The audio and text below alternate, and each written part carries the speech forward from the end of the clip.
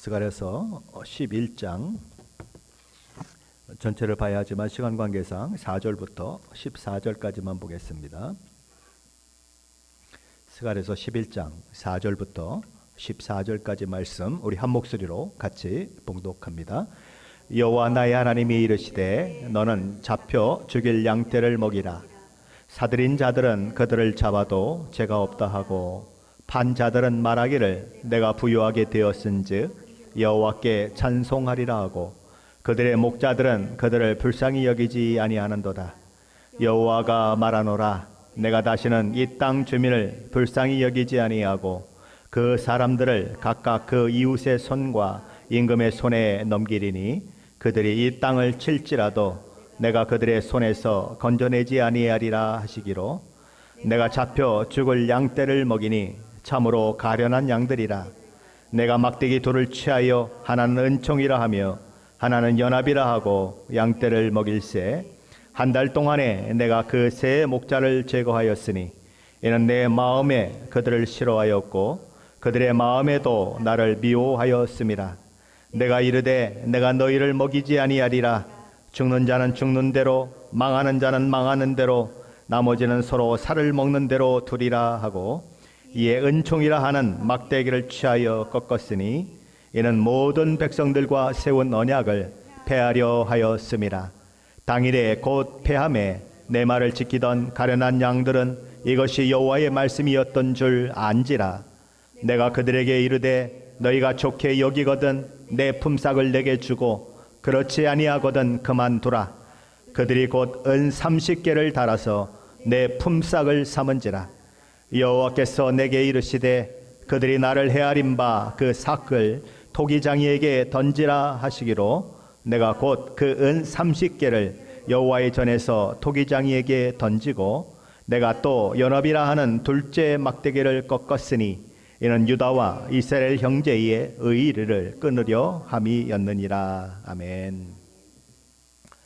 하나님께서는 스가랴서 9장부터 계속적으로 선한 목자 또 악한 목자에 대한 이야기를 하고 계십니다. 이미 스가랴서 9장에서 참 목자로 오시는 우리 주 예수 그리스도에 대한 예언을 이제 예언의 말씀을 기록하면서 스가랴서 9장 9절은 이렇게 말씀을 하고 있습니다. 시온에 따라 크게 기뻐할지어다. 예루살렘에 따라 즐거이 부를지어다. 보라, 내 왕이 내게 임하시나니 그는 공의로우시며 구원을 베푸시며 겸손하여서 나귀를 타시나니 나귀의 작은 것 곧 나귀 새끼니라. 하나님께서 스가랴 선지자를 통해서 참 목자이신 우리 주 예수 그리스도의 오심을 예고하면서 시온에 따라 크게 기뻐할지어다. 예루살렘에 따라 즐거이 부를지어다 라고 기쁨의 자리로 또 이 즐거움의 자리로 저와 여러분을 초청하고 있습니다. 우리 주님의 오심은 그야말로 큰 기쁨의 소식이고 즐거이 찬양할 소식이다 라고 말씀하는 거죠. 왜 그렇습니까? 우리를 다스리는 왕으로 그분이 오시기 때문에 그런 것이죠. 왕을 누구로 모시고 있느냐 하는 것은 고대 사회에서 굉장히 중요한 것입니다. 그가 어떤 왕이냐에 따라서 나라와 민족이 어떻게 되는가 장래가 결정이 되고 그곳에 사는 사람들의 삶의 질이 결정되는 것입니다. 그런데 바로 우리 주님이 우리의 왕으로 오신다고 하는 것은 놀라운 것이죠. 그분은 공의를 행하시는 왕으로 또 구원을 베푸시는 왕으로 겸손한 왕으로 오시는 것입니다. 그래서 세상의 왕과는 다르게 예루살렘 왕으로 입성하시는데 나귀 어린 새끼를 타고 오시는 것이죠. 세상의 왕은 백성들을 위해 군림하는 왕이지만 우리 주님 이 땅에 오시는 왕은 백성들을 위해서 자기 목숨을 바치는 그런 왕이신 것입니다. 그래서 우리 주님은 요한복음 10장 11절에서 당신이 누구신지를 한마디로 이렇게 정의를 하셨습니다. 나는 선한 목자라. 그렇다면 선한 목자는 어떤 목자일까요? 우리 주님은 말씀하십니다. 선한 목자는 양들을 위하여 목숨을 버리느니라. 우리 주님은 그 선언대로 그릇 행하여 각기 제 길로 갔던 양 같은 죄인인 저와 여러분을 위해서 십자가에 못 박히심으로써 죄인들이 멸망이 아니라 영원한 생명을 얻도록 그렇게 하시지요. 선한 목자는 양들을 위하여 목숨을 버리는 것입니다.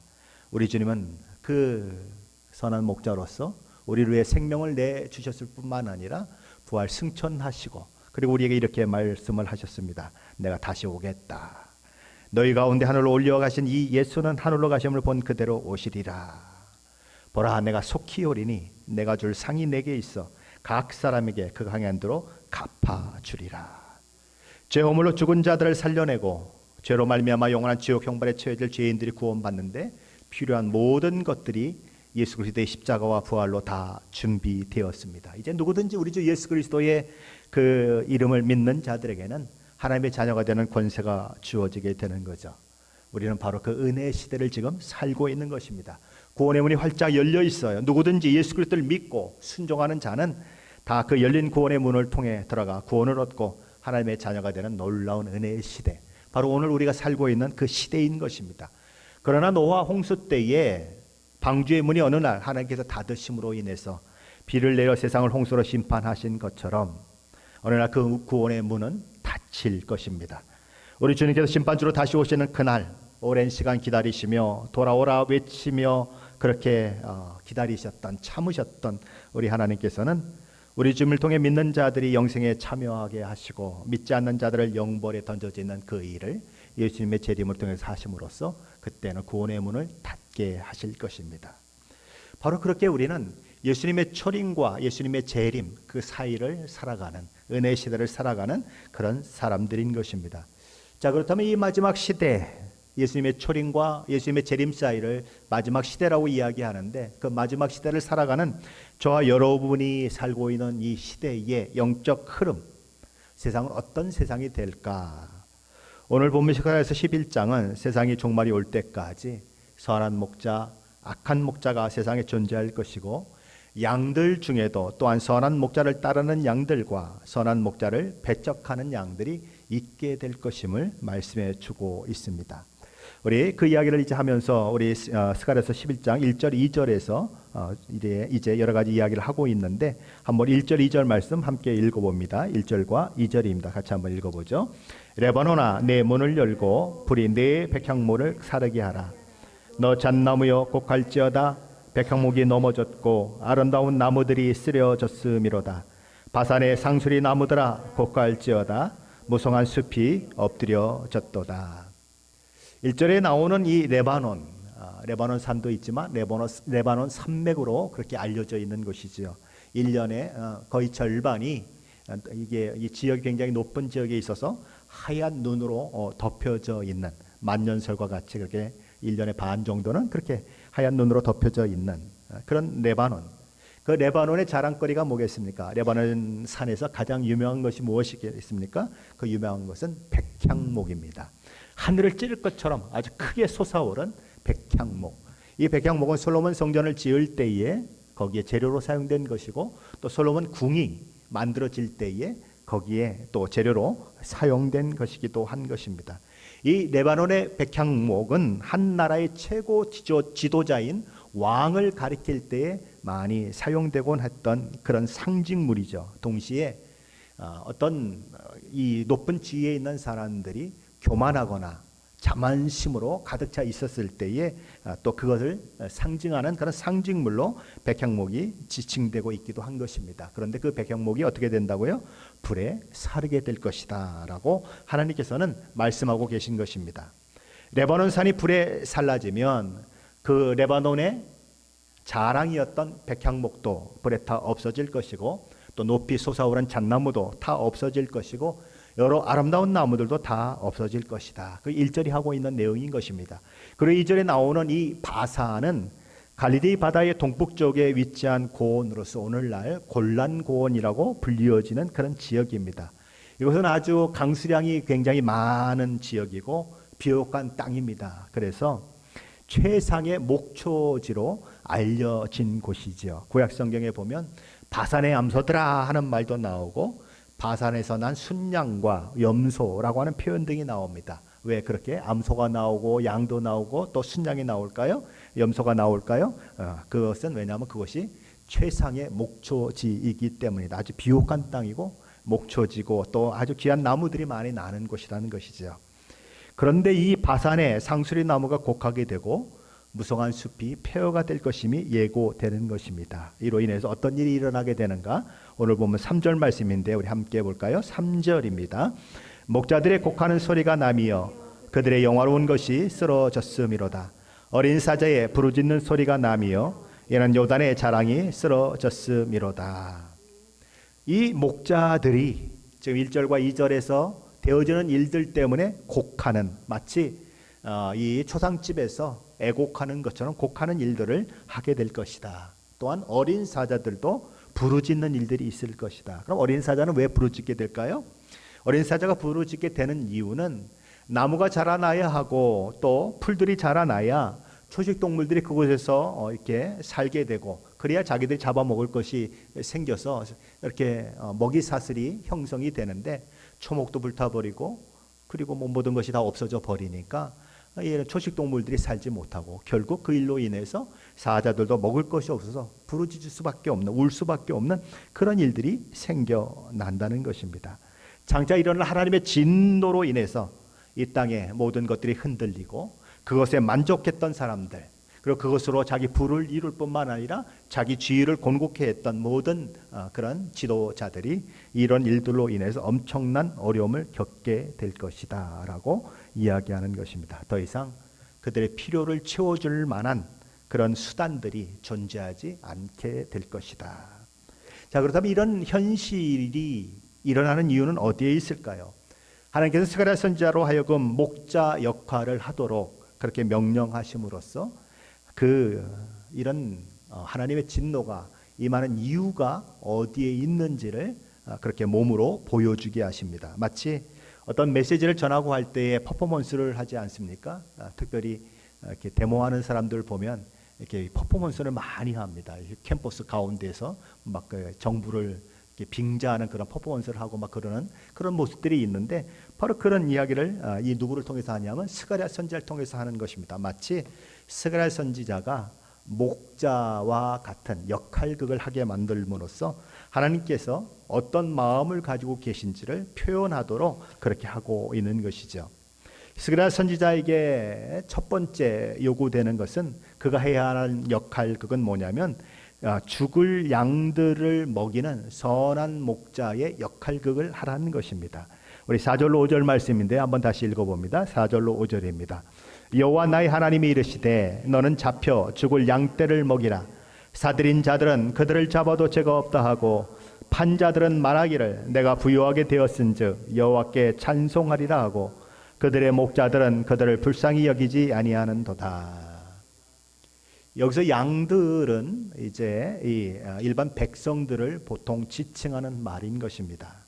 자, 그런데 나라를 잘못 다스리고 또 영적으로 잘못 이끈 영적 지도자들이 있는데, 그들로 인해서 이제 이 양들이 다 마치 다른 나라에 팔려가는 것처럼 때로는 끌려가기도 하고 어려움을 당하는 그런 일들이 일어나는데, 그들을 사거나 그들을 포로로 잡아온 그들은 어떻게 생각합니까?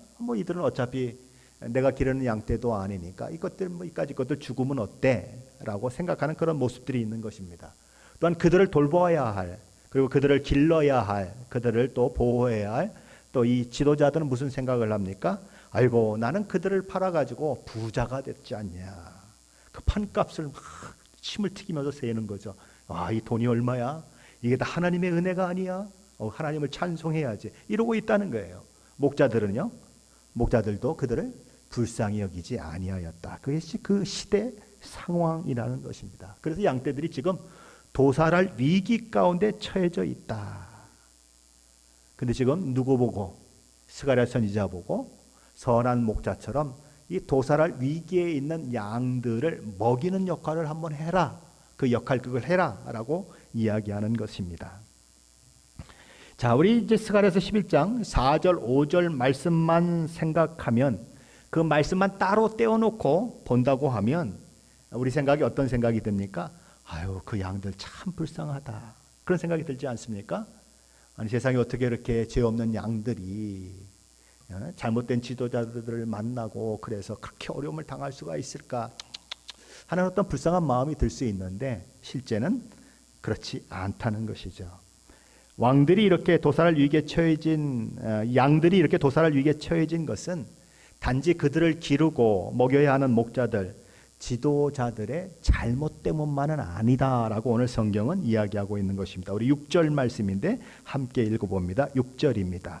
여호와가 말하노라 내가 다시는 이 땅 주민을 불쌍히 여기지 아니하고 그 사람들을 각각 그 이웃의 손과 임금의 손에 넘기리니 그들이 이 땅을 칠지라도 내가 그들의 손에서 건져내지 아니하리라 하시기로. 여기 보면 양들로 예표되는 백성들, 이 땅 주민들에 대한 이야기가 나오는 것입니다. 그런데 영어 성경은 어떻게 시작하냐면 for라고 하는 말로 시작됩니다. for 그러면 뭐죠? 왜냐하면, 그런 뜻이죠.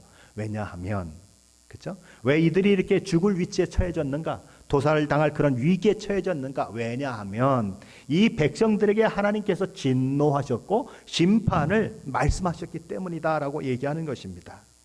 하나님께서 양떼들에 대해서 심판을 선고하셨기 때문에 그런 일들이 일어나고 있다. 단지 왕이 백성을 잘못 이렇게 인도했거나 또는 어떤 지도자들이 목자들이 그들을 돌봐지 않았기 때문에만 일어난 일이 아니고 그들도 양떼들도 지도급 인사들이나 또는 잘못된 목자나 또 잘못된 지도자들과 별로 다를 바가 없다. 그 얘기를 하고 있는 것입니다. 우리말에 이런 말이 있죠. 그 밥에 그 나물이다. 지도급 인사들이나 백성들이나 거기서 거기다. 다 하나님의 심판의 대상이라고 하는 면에서 차이가 없다라고 하는 이야기를 하고 있는 것입니다. 바로 이것이 이제 역할극을 주시는 하나님께서 우리 스가랴 선지자에게 해야 할 역할을 이렇게 이제 말씀하는 것이라면 이제 11장 7절부터 12절까지는 이 실제로 스가랴 선지자가 그 역할극을 실행에 옮기는 것을 그렇게 이제 기록하고 있는 말씀인 것입니다. 먼저 우리 스가랴서 11장 7절 8절 말씀인데 함께 읽어봅니다. 7절 8절 말씀입니다.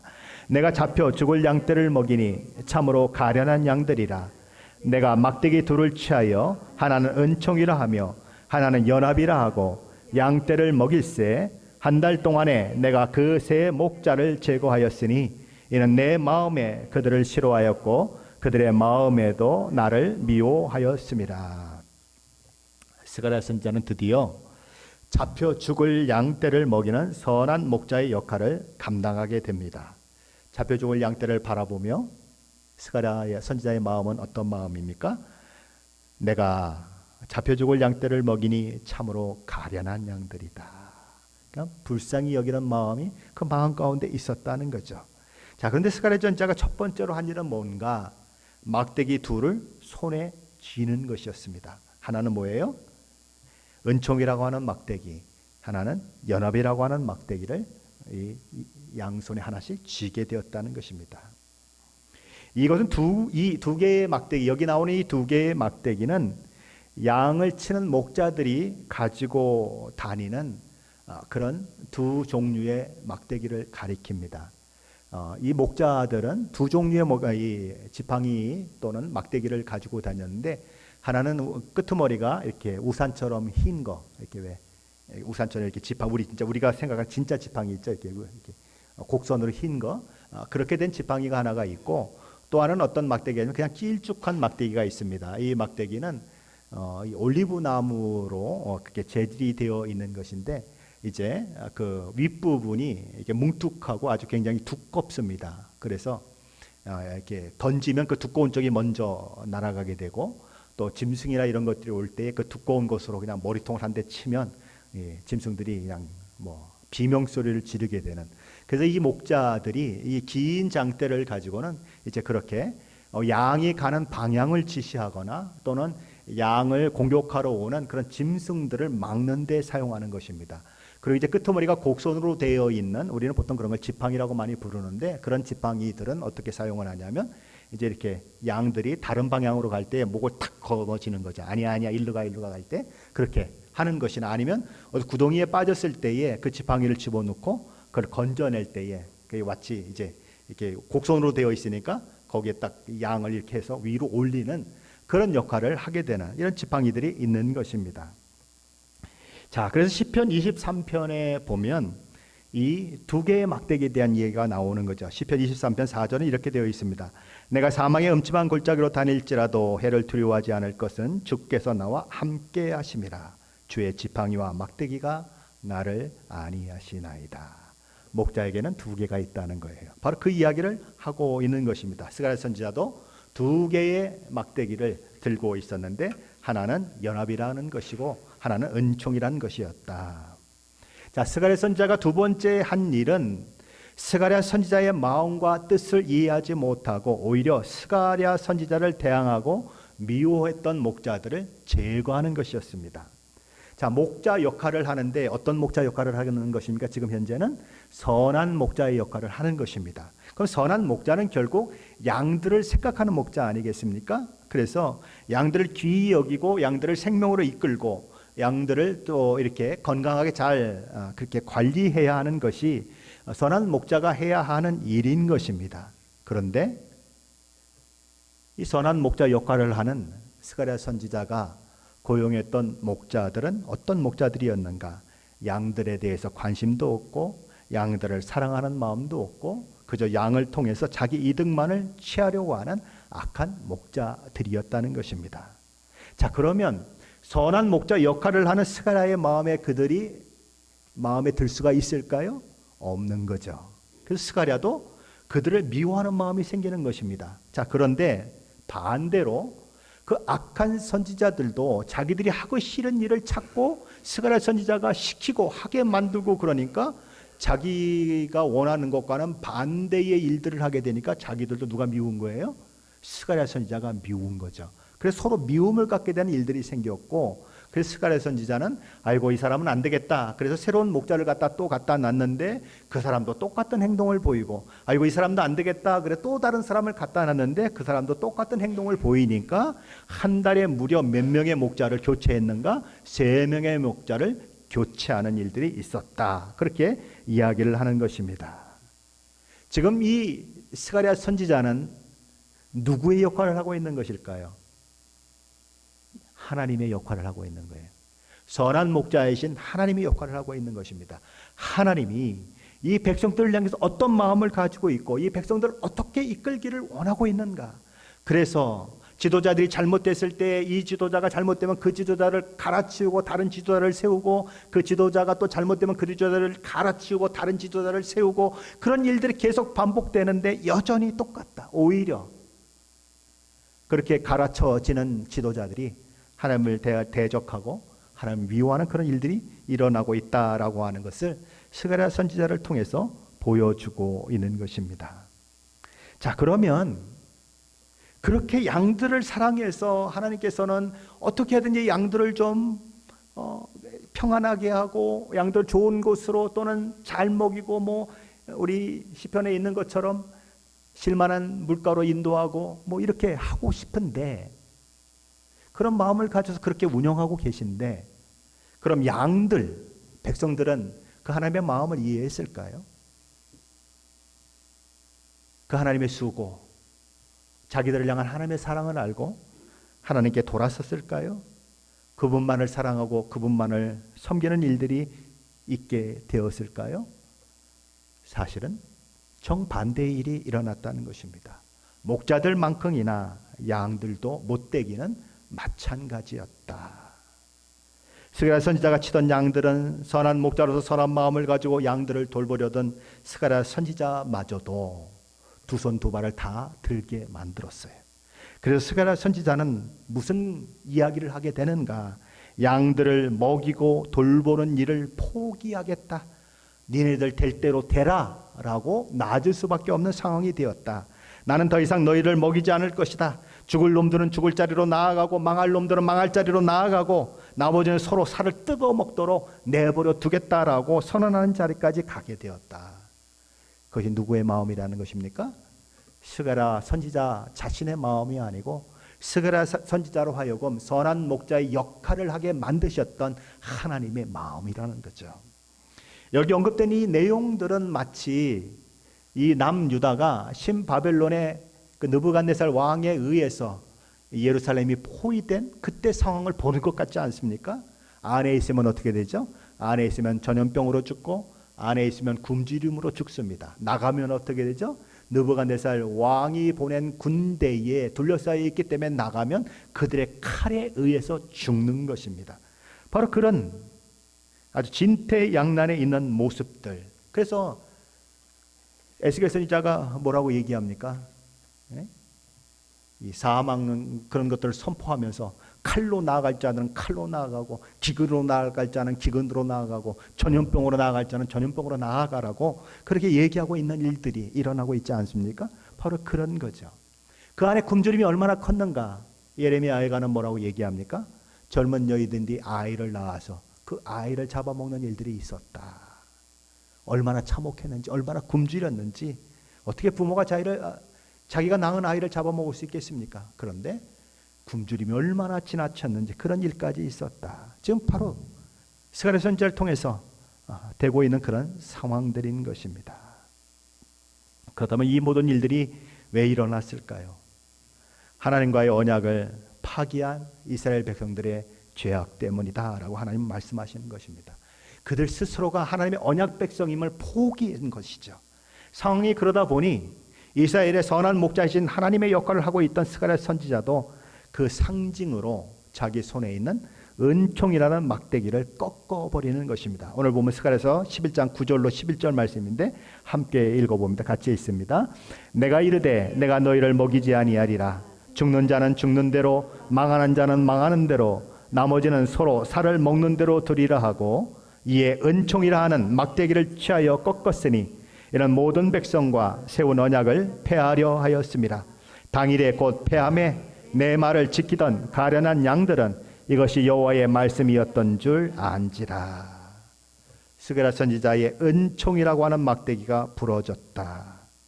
그래서 스가랴 선지자의 말을 지키던 자들, 가련한 양으로 불리우는 자들은 그 모든 일들이 스가랴 선지자의 행동이 여호와 하나님의 말씀으로 말미암아 되어진 일임을 금방 알아차렸다. 하나님께서 경고하신 말씀대로 되어진 일임을 그들이 알게 되었다라고 이야기하는 것입니다. 은총이라고 하는 막대기가 꺾여졌다고 하는 것은 하나님과 이스라엘 백성들의 언약 관계가 깨어졌음을 이야기하는 것입니다. 자, 이렇게 스가랴 선지자의 이제 역할극이 계속되고 있는데 그의 역할극은 여기서 끝나지 않고 더 계속되는 것입니다. 12절로 14절로 이어지는 거죠. 그리고 12절로 13절에서는 이 하나님을 상징하는 선한 목자 역할을 했던 스가랴 선지자가 이제 모든 것을 다 포기하고 있지 않습니까? 될 대로 되라. 망할 놈은 망한 곳으로 나고 죽을 놈은 죽을 곳으로 가라고 그렇게 얘기하지 않습니까? 그런데 이 스가랴 선지자가 그 역할을 했던 선한 목자 역할을 했던 스가랴 선지자가 그 대가로 품삯을 요구하는 그런 모습이 나오는 것입니다. 그런데 무조건 품삯을 주어야 한다고 우기는 것이 아니고 너희들이 생각하기에 나에게 품삯을 주는 것이 좋다고 여겨지면 품삯을 주고 그렇지 않다고 생각이 되면 주지 않아도 괜찮다라는 그런 이야기를 하면서 품삯을 요구하게 되는 것입니다. 그런데 누구에게 품삯을 요구했을까요? 오늘 성경은 그들에게라고 이야기합니다. 그들, 복수형이니까 결국 한 사람이 아니라 여러 사람이라는 거죠. 그러나 구체적으로 그들이 누구인지에 대해서는 이야기하지 않습니다. 아마도 이 스가랴 선지자를 대신해야 할 여러 목자들이 아닐까라고 그렇게 생각은 되지만 성경은 거기에 대해서 이야기를 하고 있지 않는 것이죠. 어찌되었든 그들은 스가랴 선지자가 목자로 수고한 것에 대한 대가를 지불하는 것이 마땅하다고 생각을 했고 스가랴 선지자에게 은 30개를 달아서 품삯으로 주었다라고 오늘 성경은 기록하고 있는 것입니다. 자, 스가랴 선지자는 이스라엘 백성들의 선한 목자 대신 하나님을 상징하는 역할로 여기 등장하고 있다고 말씀을 드렸습니다. 그런데 이스라엘 백성을 향한 선하신 하나님의 일하심에 대한 품삯을 그들이 얼마로 계산했습니까? 은 30으로 계산을 했습니다. 충격적이지 않습니까? 하나님이 그들을 어떻게 인도하셨는데, 하나님이 그들을 어떻게 이끌어 오셨는데 그들은 그 은혜를 생각하면서 겨우 은 30으로 계산해냈다는 것이지요. 그래서 하나님께서는 그 품삯으로 줘야 되는 은 30을 여호와의 전에서 토기장에게 던지라라고 말씀하시고, 그리고 더 나아가서 스가랴 선지자로 하여금 마지막 한 개 남은 연합이라고 하는 막대기도 꺾어버려라라고 말씀하고 있는 것입니다.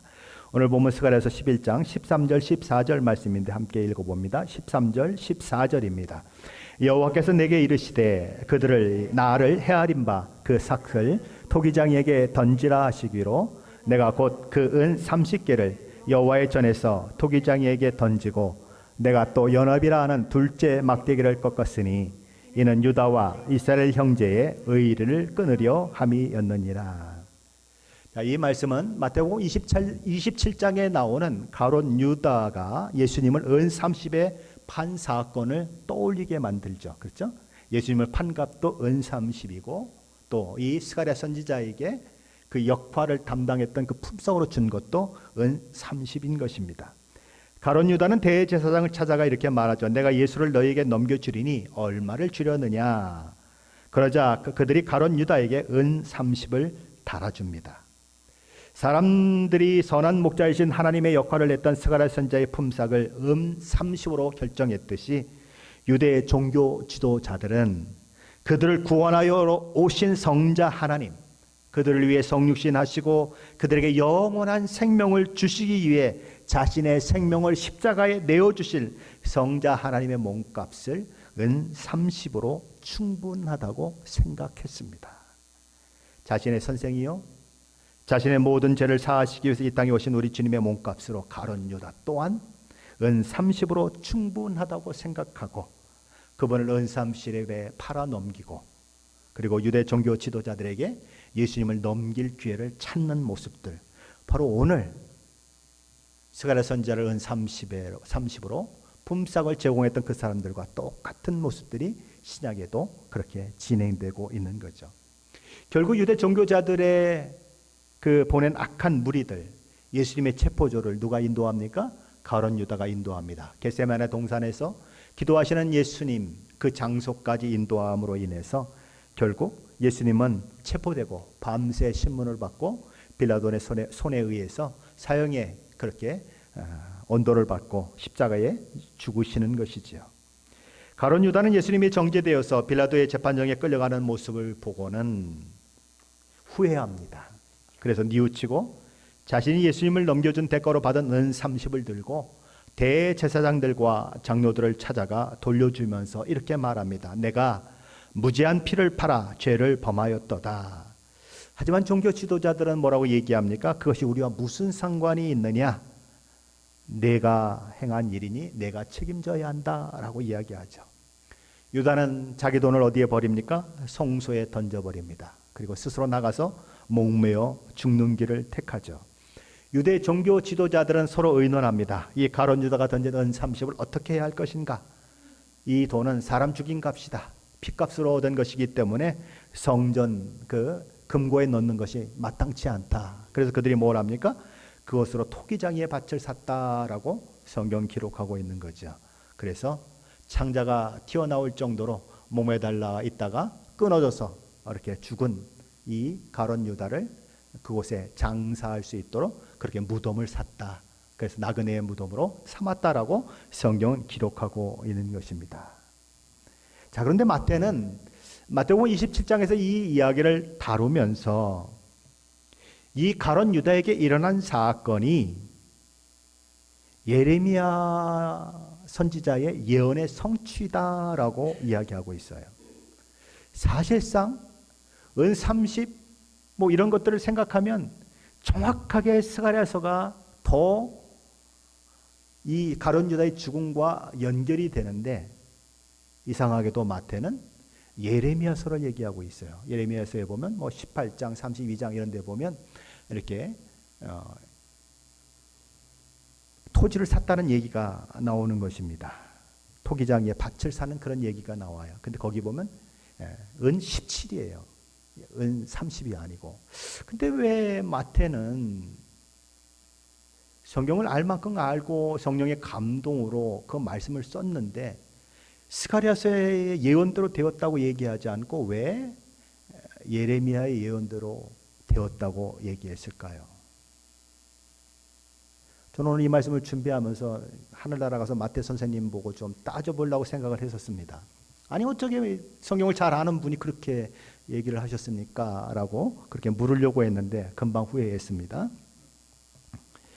마태가 예수님의 마태가 지금 중심을 두고 있는 것은 예수님의 몸값이 30이라는데 중심을 두고 있는 것이 아니고 토기장의 밭을 산 것에 중심을 두고 있습니다. 그러니까 토기장의 밭을 샀다고 하는 그 이야기가 나오는 바로 그것에 집중하고 있는 것입니다. 그것은 예레미야서에 나옵니다. 그런데 이 스가랴서는 어떻게 되죠?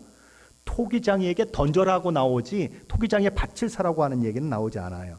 자, 그러니까 은 30 팔린 값에 초점을 두었다고 하면 마태라고 하는 분은 분명히 스가랴서의 예언대로 된 것이다라고 이야기했을 텐데 거기에 초점을 두지 않고 이 토기장의 밭을 산 것에 초점을 두었기 때문에 예레미야서의 근거가 된 것이다라고 이야기하고 있다는 거죠.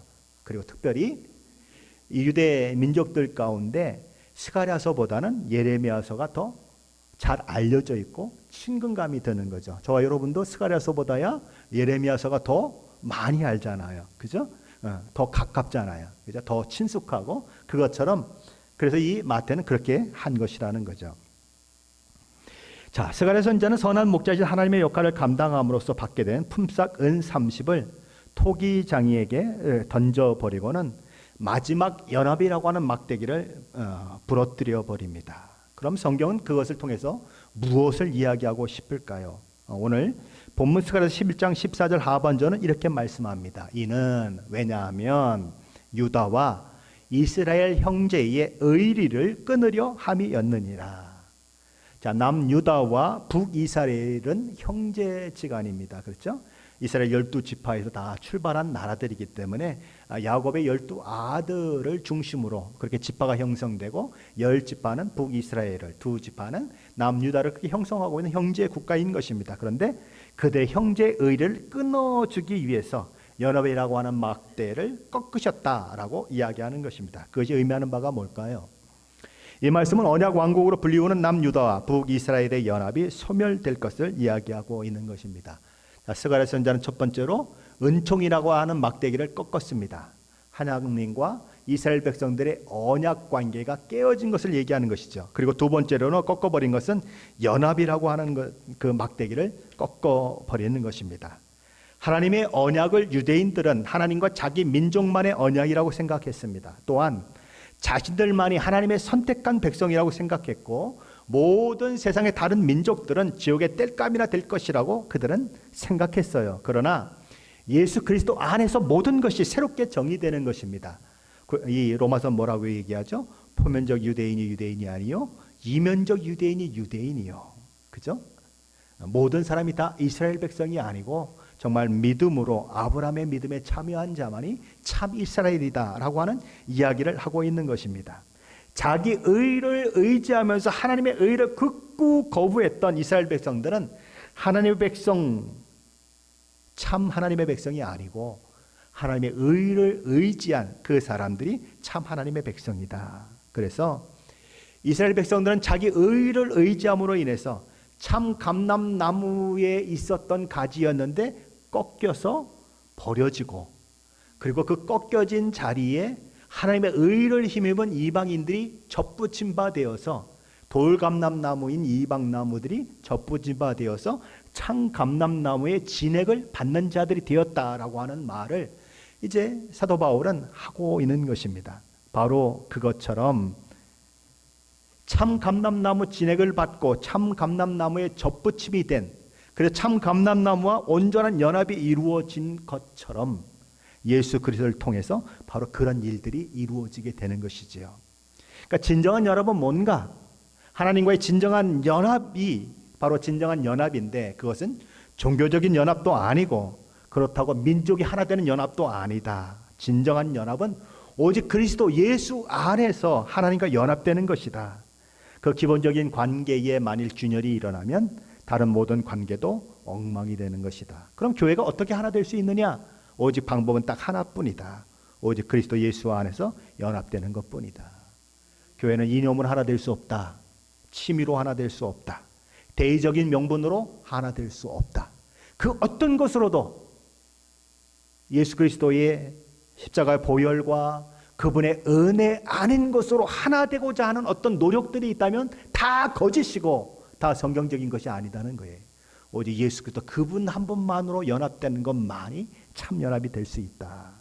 바로 하나님께서는 이 말씀을 통해서 그것을 얘기하고 있는 것입니다. 그리고 이제 스가랴서 11장 15절로 17절에 가면 하나님께서 스가랴 선지자에게 또 하나의 역할극을 하라고 말씀하십니다. 앞에서는 선한 목자의 역할극을 하라고 그러셨는데 이제 15절로 17절에서는 악한 목자의 역할극을 하라고 그렇게 말씀하고 계신 것입니다. 자, 하나님께서는 선지자가 악한 목자의 역할을 감당하게 하는 일을 통해서 악한 목자, 사꾼 목자, 양들을 죽이고 멸망시키는 일을 하는 거짓 목자들에 대한 경고의 말씀을 하고 계셔요. 오늘 본문 15절로 17절 말씀인데 우리 한번 함께 읽어보겠습니다. 15절로 17절 말씀입니다. 같이 읽습니다. 여호와께서 내게 이르시되 너는 또 어리석은 목자의 기구들을 빼앗을지니라. 보라, 내가 한 목자를 이 땅에 일으키리니 그가 없어진 자를 마음에 두지 아니하며 흩어진 자를 찾지 아니하며 상한 자를 고치지 아니하며 경건한 자를 먹이지 아니하고 오히려 살찐 자의 고기를 먹으며 또 그 굽을 찢으리라. 화 있을진저 양떼를 버린 목된 목자여, 칼이 그의 팔과 오른쪽 눈에 내리리니 그의 팔이 아주 마르고 그의 오른쪽 눈이 아주 멀어버릴 것이라 하시니라. 아멘. 하나님께서 이번에는 스가랴 선지자에게 못된 목자 역할을 하라고 말씀하시면서 그 목자를 세우신 이유에 대해서 이야기를 합니다. 그 이유가 어디에 있는가? 하나님께서 왜 그런 못된 목자들에게 하나님의 진노가 임할 것을 엄중히 경고하고 있는가? 그 목적은 어디에 있는가? 우리 그것을 생각해야 하는 것입니다. 하나님께서는 못된 목자가 하지 않는 일들을 하나하나 이야기하고 있어요. 그 얘기는 반도에 얘기하면 뭡니까? 선한 목자는 이런 일들을 해야 한다라고 말씀하고 있는 거예요. 자, 그럼 참 목자는 어떤 목자일까요? 첫째, 잃어버린 자를 마음에 두는 사람입니다. 둘째, 잃어버린 양을 찾아 나서는 목자여야 합니다. 셋째, 상하고 상처 입은 양을 고치는 목자여야 합니다. 넷째, 강건한 양들을 더 강건해지고 또 건강하여지도록 잘 먹이는 목자여야 한다라고 얘기하는 것입니다. 한마디로 말하면 은 30에 팔릴 인간의 몸으로 이 땅에 오셔서 죄인된 우리를 위해 십자가에 죽으신 선한 목자이신 우리 주님을 닮은 목자가 선한 목자다, 이런 얘기를 하고 있는 것입니다.